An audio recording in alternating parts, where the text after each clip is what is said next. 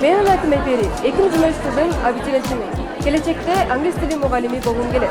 Ошондуктан лингвистика багытын тандадым. Кыргызстандын эң алдыңкы университеттердин бири Ишеналы Арабаев атындагы университетин тандадым. Бул жерде студенттер менен тааныштым. Бул жерде окутуу системасы, мугалимдери мага жакты. Я выпускница 11 класса, как и все, думаю, уже подаю документы и поступаю в университеты. Я подаю документы на переводоведение, чтобы изучать углубленно английский язык. Выбрала этот университет, потому что как только пришла сюда, душа сразу легла к нему. Надеюсь, мне здесь понравится, и я действительно буду заниматься тем делом, которым захочу. Здравствуйте, меня зовут Бегимай, я из Юрьевской средней школы. Сегодня я пришла поступать в университет имени Арабаева.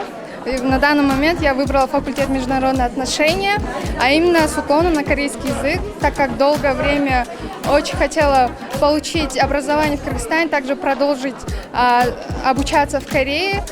Также с детства я увлекалась корейской культурой, корейским языком, и на данный момент университет Арабаева предоставляет нам такие хорошие возможности, и мне кажется, что в дальнейшем я могу не только работать в Корее, но и помогать кыргызстанским абитуриентам получить большой опыт в Корее и в дальнейшем приехать в Кыргызстан и делиться своим опытом. Здравствуйте, меня зовут Абдулбакиев Паиль, я выпускник из города Ош. Пришел поступать в университет Арабаева.